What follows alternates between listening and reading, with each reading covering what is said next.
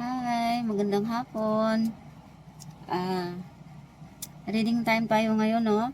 Meron tayong free tarot reading ngayong araw ng Friday. So, ang ating reading ay kay Miss Lady Love. Okay? So, alamin natin kung ano yung energy niya. Ano yung salukuyang energy at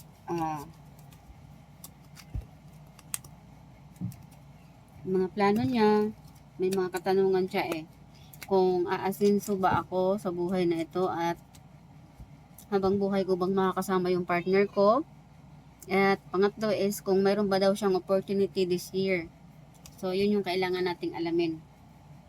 Okay, so energy ni Miss Lady Love. Calling in energy ni Miss Lady Love. Tingnan natin kung ano ang meron.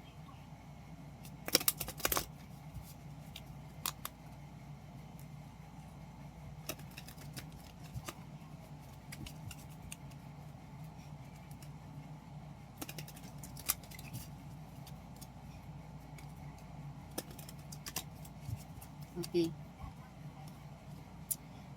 Tingnan natin kung ano ang enerhiya niya ngayon.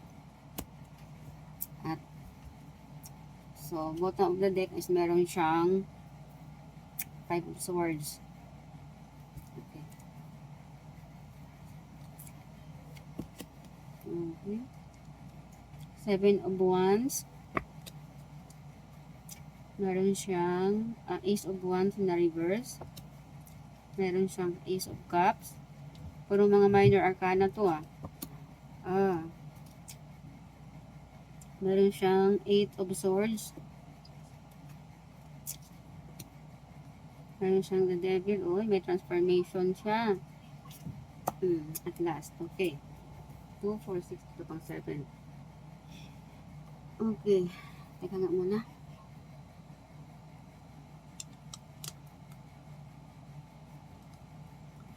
Tinanggal ko lang yung postiso ko. Nahirapan ako magsalita. Ano ba yan? Ang sakit. Okay.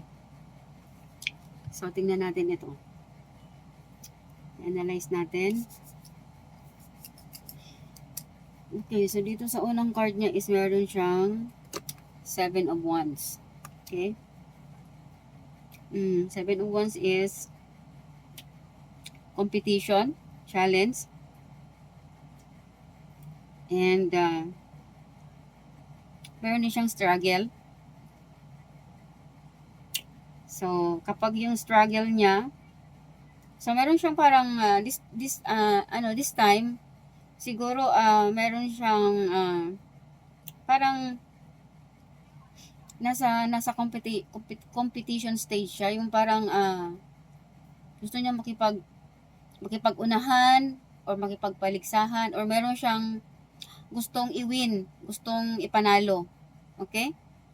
And kapag na ipanalo niya yung laban na yun is so kailangan lang is magkaroon siya ng meron siyang tiyaga or perseverance or yung kailangan is mahaba talaga yung pasensya mo kung gusto mong manalo sa situation. Para siyang merong kang Miss Lady Love, parang merong kang situation sa buhay mo na nakikipagkompetensya ka. So yun yung pinaka right word nun. Nakikipagkompetensya ka. Okay? So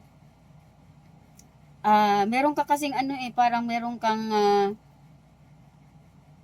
ito ako makikita mo, yung lalaki or hindi pwedeng lalaki o babae ito siya, yung para siyang tingnan mo yung puno ng sanga na pero meron siyang itinanim. Okay? So at saka yung puno na yun is mga nagsisimula na siyang magsalingsing ba? Nagsisimula na siyang mag-sprout, nagsisimula na siyang tumubo. So yun, nasa stage ka ngayon ng buhay, ng life mo na parang nakikipagkompetensya ka. So, alamin natin kung saan ka nakikipagkompetensya. So, parang yun yung nabasa kong energy dito sa 7 of Wands. Then, meron kang reverse na Ace of Wands. So, yun nga. Meron kang delay. Okay? May delay talaga, oh. So, yung dito, tingnan mo, ito nagtatanim ka. But meron dito sa Ace of Wands mo is, yung tinanim mo is, tumubo nga, pero nabaliktad. So, ibig sabihin, yung mga itinanim mo or yung mga bagay or yung mga situation na gusto mong ipanalo or nakikipagkompetensya ka, so parang nagkakaroon ng delay or stagnation. Okay?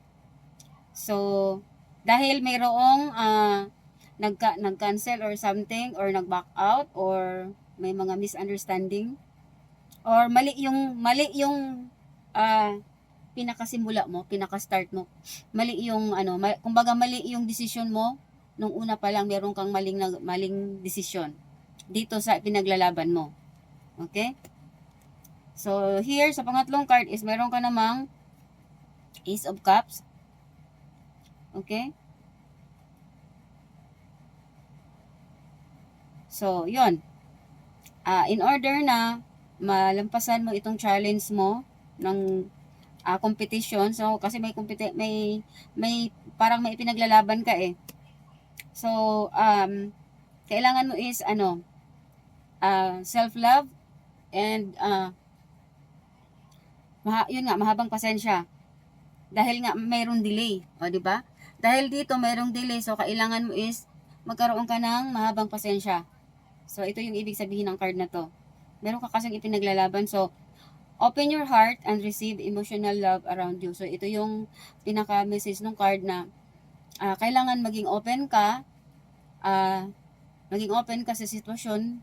Kumbaga, tanggapin mo kung itong ipinaglalaban mo sa ngayon ay mayroong delay or hindi pa siya ibinibigay ng Panginoong Diyos, ni universe, hindi pa ibinibigay.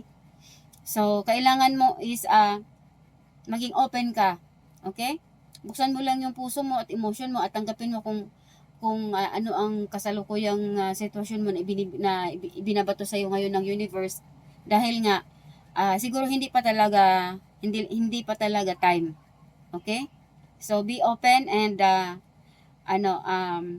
yun nga, mag ka na lang ng self-love ka muna. So mag self-love ka muna sa ngayon kasi mayroong delay dito sa pinaglalaban mo.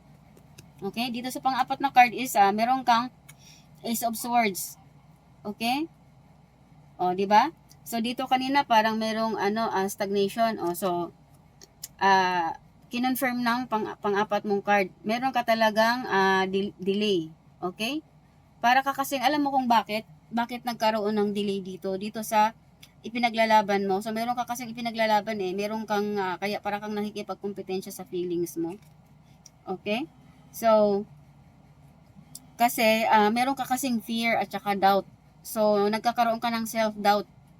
So, dito yun nga, ang di ba sabi ko kanina sa unang card is parang meron kang itinanim, parang meron kang may tumatawag na out of focus ako. Meron kang ipinaglalaban. But nagkaroon lang siya ng delay dahil mali nga yung inumpisahan mo, 'di ba? Dahil alam mo kung bakit, meron kang takot sa umpisa pa lang dito sa pinaglalaban mo, dito sa gusto mong makamit or gusto mong maipanalo, meron kang takot. Ayan may takot ka. So kaya nagkakaroon ng delay. Okay? So yun nga, nagkakaroon ng block dahil may doubt at saka may pagdududa at saka takot ka dito sa pinaglalaban mo na hindi ko alam kung ano ito. So, malalaman natin yung mamaya. So dito meron kang the devil. So ibig sabihin ng the devil, hindi ito ibig sabihin ng parang ito ay simbolismo ng symbol siya ng parang kawalan ng tiwala sa sarili. So, ayun nga, dahil meron kang fear at saka kawalan ng tiwala sa sarili. So, itong ibig sabihin nun. Kumbaga, binigyan mo ng limitasyon. Binigyan mo ng limitation yung sarili mo. Kaya, hindi mo na-achieve kung anong gusto mong makamit dito, yung ipinaglalaban mo. Dahil meron kang takot, okay? Meron kang takot at kaya nagkakaroon ng delay. So, ibig sabihin na instead na magkaroon ka ng magandang simula, ay hindi siya nagiging productive sa umpisa pa lang dahil meron kang takot, okay? So, may takot ka eh. Kumbaga parang inisip mo na parang wala yata akong kakayanan or hindi ko yata kakayanin. Yung mga ganyang mga negative thinking. So, punong-puno ka kasi ng negative at self-doubt. Okay? So, dito sa last card mo is Six of Swords. So, okay. So, ang advice dito is kailangan mong mag-move forward. Okay? So, tingnan mo dito yung card mo, yung Six of Swords. Kailangan mong mag-transition, kailangan mong mag-exit. So, ibig sabihin, mag-let go ka at saka let it be or let it flow. Kumbaga kumbaga mahirap kasi parang isang ilog ba na nagfo-flow yung isang ilog, yung flow ng life mo. Kasi sa ngayong life mo parang dumadaan ka sa sa struggle eh. Delay, fear, self-doubt at saka struggle. So, ito yung kasalukuyan mong energy. So, ang advice ng pang-anim na card is, let it go. So, wag mong labanan yung agos ng buhay. So, kung ngayong life na ito, kung sa panahon na ito, is mayroon kang mga stagnation, mga delay, mga hindi magandang pangyayari sa buhay mo. So, let it flow, okay? Dahil yan is meant to happen for some lessons. So, meron ka kasing kailangang matutunan. Okay? Meron ka kasing kailangang matutunan. So, mag-move forward ka, tsaka ka lang, kung yung mga problema na hindi mo kayang isolve, ang kumbaga, ibato mo kay God, o God, ikaw nang bahala nito. Kumbaga is, yung journey mo, o yung gusto mong tahaki na landas, or gusto mong ma-achieve or mapuntahan, so, kung hindi, kasi minsan kasi, gustong gusto natin ma-achieve yun, pero may mga obstacle na biglang instances na papasok na para hindi matuloy. Kasi nga, it's not the right time. O, di ba? So, yung mga dreams at mga pinaglalaban mo, gusto mong gawin, na hindi pa talaga ma-achieve sa ngayon, okay, dahil hindi pa siya oras. So, patawag nito, i-offer mo or i-alay mo kay God na, God, ikaw nang bahala nito. Ikaw ang mas nakakaalam kung ano yung mga plans at mga gusto kong ma-achieve sa buhay. So, itinataas ko na sa iyo. So, yun yung na mag-forward, mag-let it go. Kasi, ang isa sa mga reason kung bakit nagkakaroon ng delay dahil meron kang takot. Okay? So, sa ilalim ng bottom of the deck is meron kang 5 of swords. Ayan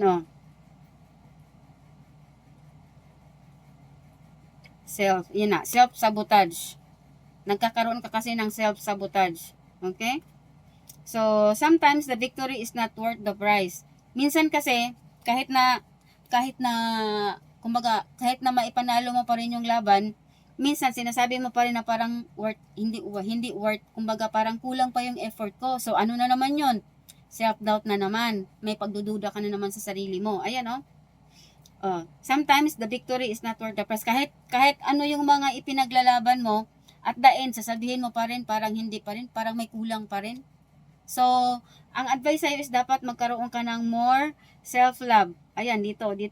Magkaroon ka ng more unconditional at saka self-love sa sarili mo para mapagtagumpayan mo kung ano yung mga ipinaglalaban mo.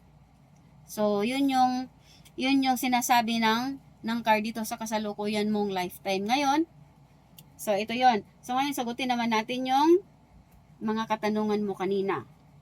Okay? So, number 1 mong tanong is, si Miss Lady Love, aasenso ka ba sa buhay na ito? Okay, so, hanapin natin ang answer deck. Aasenso ka ba sa buhay nito? Dito sa lifetime mo na to, sa lifetime, sa buong lifetime mo. Simula nung pinanganak ka hanggang matapos ang buhay mo sa mundo. So, yan ibig sabihin ng lifetime. Kasi ang tanong mo is, aasenso ba ako sa buhay? Okay? So, dito sa current lifetime mo is aasenso ka ba? So, titingnan natin. Meron tayo ditong oracle card, oracle deck ng mga kasagutan.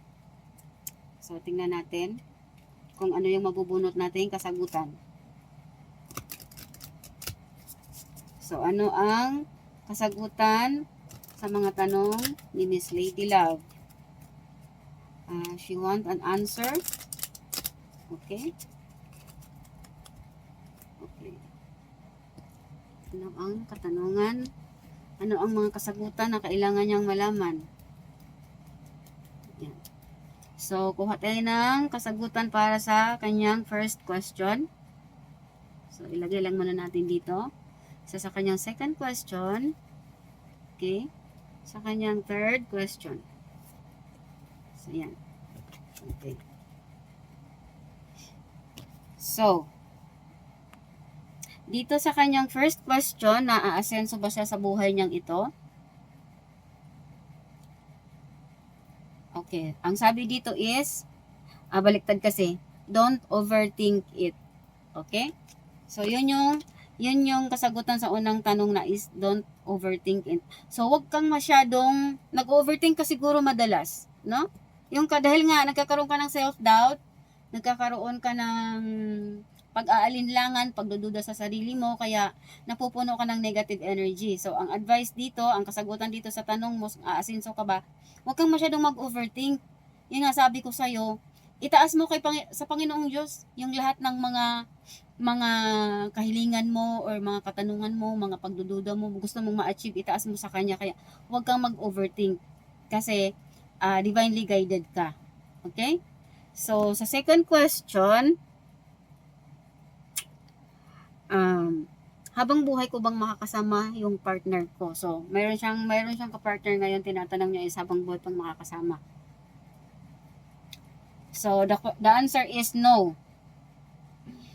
Sabi ng oracle card, no, definitive answer can be given at this time. So, sa ngayon, ang sinasabi ng card or ang kasagutan, based sa energy ngayon. Okay? Based sa energy ninyong dalawa ng partner mo ngayon. Ang advice is no. So, siguro, meron sigurong nakikitaan itong mga negative traits itong partner mo. Kaya, ang sabi ng universe is, sa ngayon, no. So, siguro kung by the time na magbago siya or baguhin niya ang sarili niya, kung may mga pagkakamali siya, maitama niya, so siguro magiging yes. But for now, hindi siya advisable na siya ang magiging kasama mo. Baka hindi compatible ang energy ninyo. Okay, so this is base sa card reading ha. Ito ay base sa card reading. At saka sa energy mo ngayon. So, the third question is, may mga opportunity ba na dadating sa akin this year? So, ang tinatanong mo naman ngayon is this year. Okay, so this year, meron ba siyang mga opportunity? Wow, ang ganda. Expect the unexpected. So, ito yung kasagutan sa pangatlo mong tanong. Okay? So, yan nga sinasabi ko sa'yo kanina pa na i-rely mo sa Panginoong Diyos ang lahat ng mga gusto mong ilaban, gusto mong ipanalo na laban. Para wag kang masyadong too much expect. So, expect the unexpected.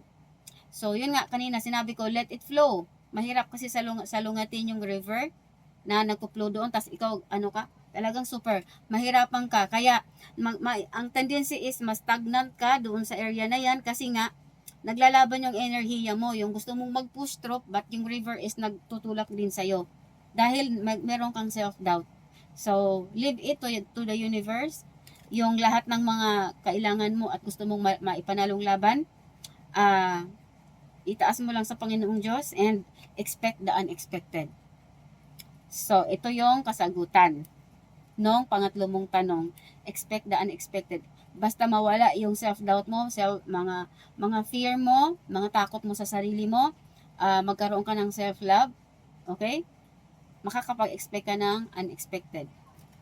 So, yun yung, I hope na nagkaroon ng clarity yung kasagutan mo at naway isang maging Miss Lady Love, maging gabay mo ito sa buhay mo or sa current situation mo. And huwag mong masyadong dibdibin kasi nakasalalay naman lahat sa atin ang mangyayari sa atin sa future. Dahil ang energy natin is nag-shift, nagbabago yan every time. Bawat kasi decision na gagawin natin, yun kasi yung nagiging future natin. So, ang lahat ay nakasalalay sa'yo. At of course, kailangan mo din manalig sa Panginoong Diyos kasi siya ang nakakaalam sa lahat. So, yun. Okay? So, ngayon, tingnan muna natin yung enerhiya ng person mo kasi parang na-curious ako doon sa kasagutan kanina na siya ba yung magiging lifetime partner mo forever. Tingnan nga natin kung anong energy niya, kung bakit sinabi ng universe is no at this time. So, tingnan natin kung anong ginagawa niya, kung ano yung nasa isip niya, kung ano yung current kasalukuyang energy ni person mo. Okay? So, ano ang energy ng person ni Miss Lady Love? Let's see. Kasalukuyang energy ng person ni Miss Lady Love. Check natin bakit nagsabi si universe na at this time hindi siya ang good partner para sa kanya. Okay? So, bottom of the deck is the Hermit. Tingnan natin yung energy ni person mo. 1, 2, 3, 4, 5, 6. Okay. So, sa first card is meron siyang 4 of Cups.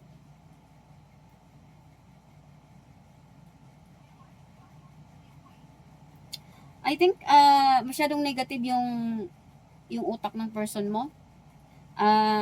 Parang lahat ng mga ideyang sinasabi mo, kung may mga plano kang maganda para sa inyo, lagi siyang kumukontra.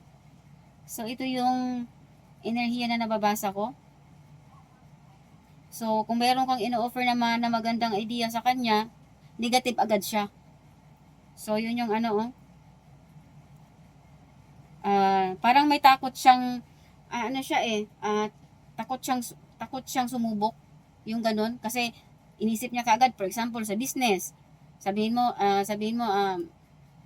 sweetheart, gusto ko mag-open ng business ganito. Sabi niya kaagad, ay, wag yan, ang pangit yan. Hindi na yan uso ngayon, hindi ka kikita dyan. Yung mga ganyan, parang ganito yung energy ng person mo. So, negative thinking siya. So, lagi kanyang sinasalungat. Kumbaga is, hindi nagmamatch yung vibration yung dalawa. Okay? Ayan enerhiya mo to eh. Ikaw napaka-positive mo kasi gusto mong ipanalo yung laban, gusto mong mag-success. Kung meron ka siguro nagpaplano kang mag-business or something, masyadong masyadong positibo ka. Okay? Yung parang gusto mo talagang ma-aim. Kumbaga kagaya kayo na sa card reading ko sa iyo kanina is meron kang gustong ipaglaban. So, parang meron kang gustong ma-achieve. So, ikaw ay positive all your dreams are come true. So, talagang iniisip mo na ma-achieve mo siya. Although meron kang self-doubt, but iniisip mo pa din na ma-achieve mo siya. But, alam ko na kung bakit nagkakaroon ka ng self-doubt, pagdududa dahil dito sa partner mo. Dahil negatibo siya. So, parang natatangay ka niya. Yun, yung parang tamang words doon. Natatangay niya yung enerhiya mo. Umaga, nalalamon niya kasi negatibo siya. Yun nga, lagi siyang sumasalungat. Meron kang mga opportunities na gustong i-open sa kanya, sinasalungat niya. O, di ba? So, yun. Sa pangatlong card, ikaw lagi nagpaplano, naging honest ka sa kanya, naging open ka sa lahat, ikaw lagi nagpaplano. Ayan. Gusto mong mag-expand, nagpa-plan ka parang nag-prepare ka. Ito ikaw to eh. Yung kanina yung nakita sa kanya na sa once na may tinanim ka na, ito yun, ikaw yun. Kumbaga, meron kang siguro nag-iipon ka para sa future business or parang may gusto kang bilhin, ganyan. Ikaw yung punong-puno ng inspiration para gawin yung gusto mong ipanalong laban, but ayun nga, yun. Okay? So, the fourth card is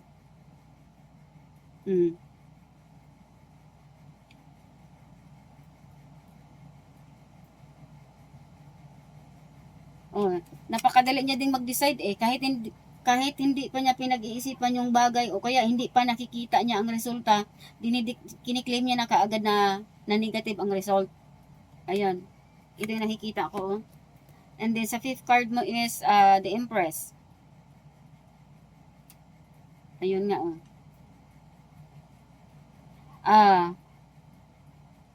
Tamad pala yung asawa mo. Yung enerhiya na nakikita ko dito. So, kaya nagiging negatibo ka na din. Ikaw to nagiging negatibo ka na din. Nagkakaroon ka na rin ng self-doubt.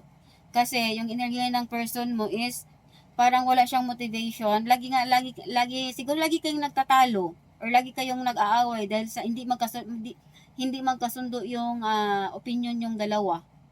So, kaya nadadala ka, natatangay ka.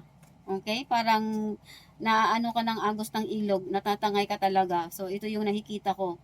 Kasi para siyang ayan laziness, dependency. Parang something na mayroon lang to, parang umaasa lang tong partner mo.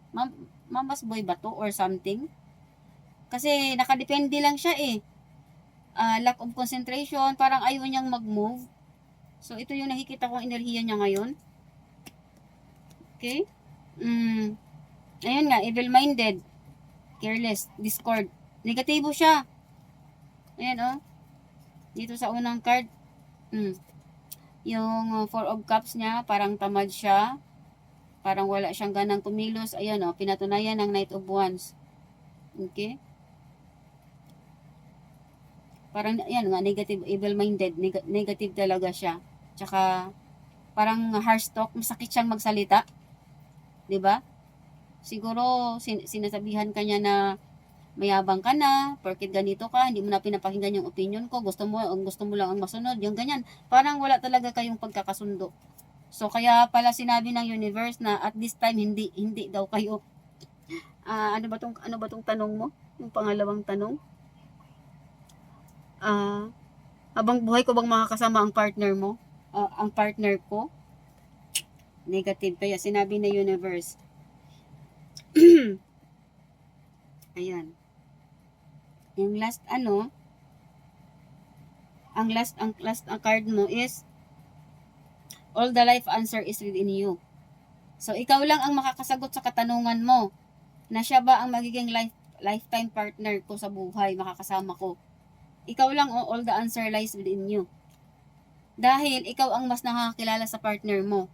Ikaw ang mas nakakaalam, ikaw ang mas alam kung anong ugali niya, ikaw ang mas makakapagsabi kung kakayanin mo ba siyang itaguyod hanggang habang buhay. So, all the answers within you. So, Miss Lady Love, this is your reading. So, I hope na nabigyan kita ng clarity at nasagot ko yung tanong mo and sana ito ay maging gabay sa iyo upang magpatuloy. Kasi alam ko meron kang ipinaglalaban, may gusto kang ma-achieve. So, alisin mo yung pagdududa at more on self-love. 'Di ba? Mag self-love ka muna kasi wala kang maasahan dito sa nakita ko sa reading sa card ng partner mo, parang negatibo siya sa'yo, nadadala ka. So, kailangan mong mag-contemplate, mag self-love ka at alisin yung doubt at saka fear. Okay, so yun yung advice ng card mo ngayon. So, tingnan natin dito sa last card, sa oracle card, tingnan natin kung ano yung sinasabi ng iyong inner self. Ano yung gusto mong pagsigawan sa mundo na hindi mo masabi. Ngayon, ano yung advice ng iyong higher self or yung iyong soul? Check natin. What are the advice na kailangan mo at gusto mong gawin? May mga katanungan ka na hindi mo alam kung anong sagot. May mga inner question or may mga pagdududa ka. Ito yung magiging payo sa'yo. Okay? Ano yung magiging advice dito sa mga negatibo mong nararamdaman? Payo ng iyong soul. Okay? So, Bubunot tayo. Okay. Bunot.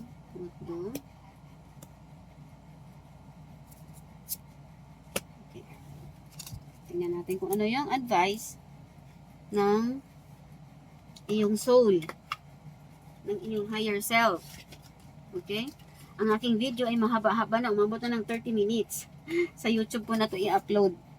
Okay? So, sa first oracle card is may sinasabi dito, when was the last time I danced freely? Okay? So, ang ibig sabihin nito, parang, ito yung katanungan sa kaloob-looban mo eh. Kailan ba ako gumalaw ng, ako lang na hindi ko kailangan i-consider yung iba? Okay? So, kailan ba ako kailangang mag-take ng decision na hindi ko kailangang i-consider yung iba? So, di ba? Yung parang feeling mo is nakatali ka. So, hindi ka makapag-decide ng solo mo kasi mayroon kang kailangan i-consider. So, yun oh.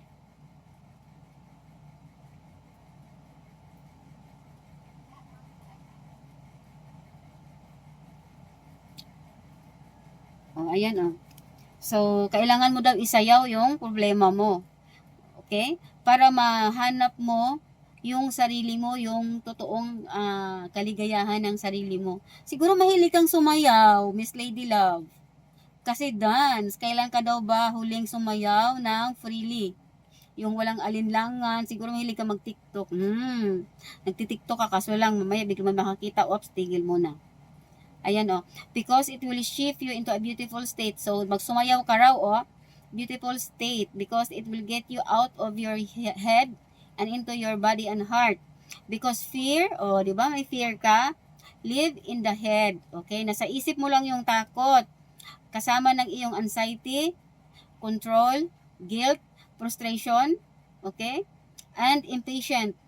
So, nasa utak mo lang daw yan. It's just a few minutes dancing and you will shift. So, kapag sumasayaw ka, parang doon mo na nakikita yung tunay na kasiyahan, nawawala ang lahat ng mga doubt at saka problema mo, frustration. Okay? You will feel joy o sumasaya ka nga, nagkakaroon ka ng confidence over what you feel as a reminder and lead from your heart. Kumbaga, magdesisyon ka ng mula sa puso mo. Gawin mo kung ano talaga yung tinitibok ng puso mo, yung passion talaga na kinikrave mo talagang gustong gawin. Gawin mo yan kasi yan yung makakapag tanggal ng mga negative aspect sa buhay mo, yung mga self-doubt, fear, ganyan. Sumayaw ka daw. Okay? Dance for 3 minutes to your favorite song. Ang advice ha, notice the inward fire growing within and feeling the feel being you. You are wild. Wild ka daw. Loving force, express it with dance today. So, yung mga self-doubt mo, isayaw mo lang yan. Mawawala yan. Mahahanap mo ang sarili mo sa pagsasayaw. So, si Lady Love is mahilig palang sumayaw. Okay, so sa second message is, what is the most limiting belief that keep me from what I want? O, di ba? So, ano daw yung nagpapalimit sa'yo, yung paniniwala mo na nagpapalimit sa'yo para hindi mo ma-achieve yung kagustuhan mo. O, kanina, nasagot na ng card. Yung ano mo, yung fear, may takot ka. Kasi kulang ka ng self-love, kulang ka ng tiwala sa sarili mo. Ito, oh. Yan, oh. What storytelling yourself? So, ano yung istorya ng buhay mo na nagre-reflect tungkol sa sarili, yung sinasabi ng about sa sarili mo. When you think about your dreams, kung nag-isip ka ng about, when you think about your dreams, what is the first limiting thought that comes on your mind? If you are not loving the life you desire, is because part of you doesn't believe it's possible. Diba? So, kagaya niyan, may pangarap ka, may gusto kang ipanalong laban, may gusto kang i-achieve, may gusto kang makuha, makamit, may gusto kang maging successful ka. So, i-examine mo yung sarili mo. Kaya hindi mo daw nakukuha yung gusto mo sa buhay mo, hindi ka nagiging masaya sa buhay mo ngayon kasi mayroong part sa sarili mo na hindi naniniwala na posibleng mangyari yon. See? Dahil meron kang fear. So, alisin mo yung fear at saka pagdududa. Okay? So, ang action na kailangan mong gawin is, it's time to upgrade. Okay? Lock your belief in the eye. Tingnan mo kung ano yung mga limiting beliefs mo na nagpapahina sa'yo. Kung saan ang galing. Okay? Ito ba'y galing sa ninuno natin? Ito ba'y galing sa friend? Kasi alam ko yung mga limiting belief natin is meron talaga yung pinanggalingan kung saan galing yan. Sino yung nagsabi sa'yo, sino nag-advise sa'yo, lalo nung bata ka pa. Kasi kung ano kasi yung mga information na na-receive natin nung bata pa tayo, nag-i-inflict kasi yan dito sa ating subconscious mind at nadadala natin yan yung limiting belief hanggang sa nandito natin sa stage ng buhay natin na lumalaban na tayo, nagre-reflect yan. Dahil yan sa meron tayong limiting belief na pumipigil sa atin para mag-move forward at mag-grow. Ayan. Remember, your belief is the root of all the result. So, lahat ng mga paniniwala mo, yan yung resulta mo sa buhay ngayon. So, meron kang limiting belief, okay, own it, heal it, upgrade it. So, ang advice is, mag-upgrade ka. Alisin mo yung limiting belief mo. So, yung negative thinking about sa sarili mo, na meron kang takot, meron kang pagdududa. Okay? Siguro, yung, ano bang mga limiting belief? Yung sinasabi ng parents natin, ay, mahirap lang tayo, hindi natin kayang i-achieve yan. Pobre ramang gudta, so, makontento na lang tayo kung anong buhay binigay ng Diyos. Mga ganyan, limiting belief. Mahirap lang kasi tayo, so hindi natin kakayanin yan. So yan, yun yung mga limiting belief na usually meron tayo. Nag-inflict sa subconscious mind natin na mahirap lang talaga tayo kaya hindi natin kayang abutin yan. So yun yun. Parang yun yung message na pumasok sa isip ko ngayon. What am I grateful right for now? So anong ngayon? Yung pangatlong card, ang payo sa'yo. Ang katanungan ng soul mo is what am I grateful right now? So, ano yung mga bagay na pinagpasalamat mo? So, yun yung katanungan ng soul mo para mag-reflect, para magkaroon ka ng self-reflection. So, so far, 'di ba? So far nung simula nung bata ka pa hanggang sa stage ng buhay mo ngayon, ano ba yung mga bagay na kailangan mong ipagpasalamat? So, yun ang i-reflect mo. Itanong mo sa sarili mo. So, ano ba yung mga mali, simula sa pinakamaliit na achievement hanggang sa pinakamalaking achievement, ano yung mga kailangan mo ipagpasalamat? So, ito yung reflection ng soul mo na kailangan mong alamin. Okay? So, ito yung advice ng soul mo. Adopt an abundance mindset. Okay?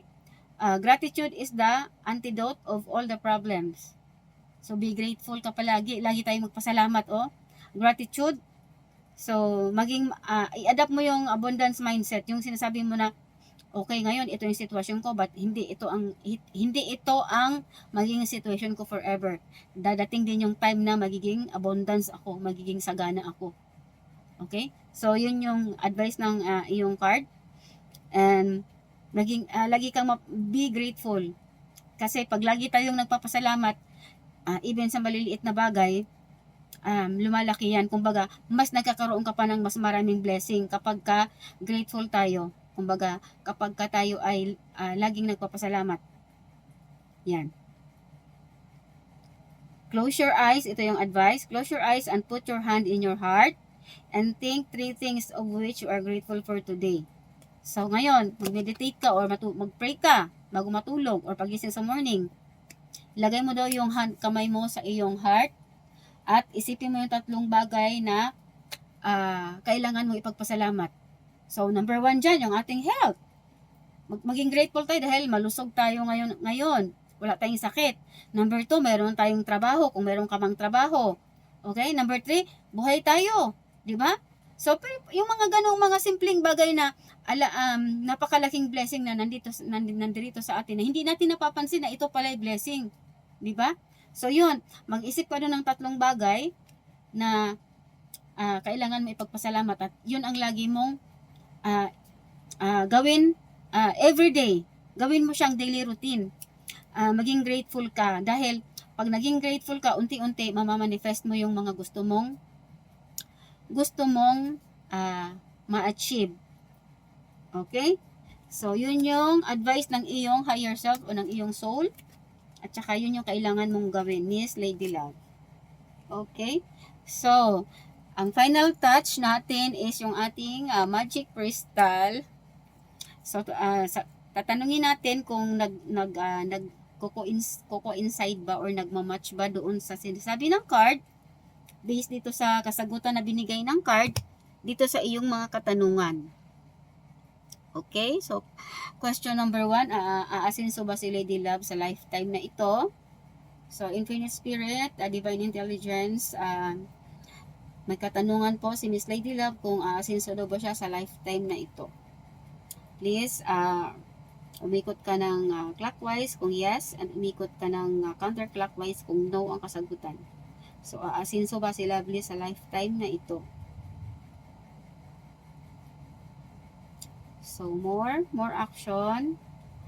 Kasi hindi ko masyadong nakikita ang ikot. Okay, more. Okay, Miss Lady Love. Ang answer ng aking crystal, ang answer ng universe is yes, of course. Okay, so yes ang kasagutan. Kasi, nasa sa iyo yun eh. Diba? Yung advice kanina. So, next is habang buhay ko bang makakasama ang partner ko? So, ang katanungan ni Miss Lady Love is, habang buhay ba niyang makakasama ang kanyang partner ngayon? So, yes, clockwise, and counterclockwise if no. So, tinatanong niya kung habang buhay ba niyang makakasama ang kanyang partner ngayon? Universe, pakisagot po. Tinitingnan pa ni Universe ang energy ninyo, kaya wala pa siyang kasagutan sa ngayon. Ayan o. Okay, so ano ang kasagutan? Binabasa pa niyo ang future at saka current situation ninyo. Current energy. Okay. Oh my God. Oh my God. It's a no. Miss Lady Love, ang baraha at saka ang aking crystal nagsasabi it's a no. Umikot siya ng clockwise. OMG. So, si Universe, ang aking crystal at saka ang baraha ay nagsasabi ng iisang sinasabi. So, the third question is, meron bang good opportunity or may mga opportunities daw bang darating sa kanya kay Miss Lady Love this year? Okay, this year 2026. So, Divine Intelligence, ang katanungan ni Miss Lady Love is, meron daw bang opportunity na dadating sa kanya ngayong taon na ito? Okay, so, meron ba? Umikot ka ng clockwise kung yes, counterclockwise kung no. Meron bang magandang opportunities na magaganap this year para kay Miss Lady Love? May mga opportunity ba siyang makukuha ngayong taon na ito? Wow. More clarity. More. Oh, yes. The answer is yes. So, yes. Ang sabi ng baraha mo, expect the unexpected. Okay. Thank you, Universe. Thank you, God. Salamat po sa mga kasagutan. Miss Lady Love, naway nabigyan ka namin nabigyan kita ngayon ng magandang reading. Although mayroong mga pangit na reading akong nakita dito sa baraha mo, ito ay maging awakening sana sa'yo, no? Para maitama mo kung ano man yung negative aspect na na-read natin kanina. So, it's a sign niya na para maitama mo, para makamit mo kung ano yung gusto mong ipanalong laban. Okay? So, yun nga, self-love and alisin yung fear at saka self-doubt and be grateful. Okay? Laging magpasalamat. So, yun yung advice kanina. So, I hope nasagot ko yung katanungan mo at nabigyan kita ng clarity at magkaroon ka ng magandang gabay. Okay? Para magkaroon ka ng kumbaga iliwanag kung ano yung mga tinatahak mo, alam mo kung ano yung kailangan mong gawin. Okay? So, that's all. Thank you.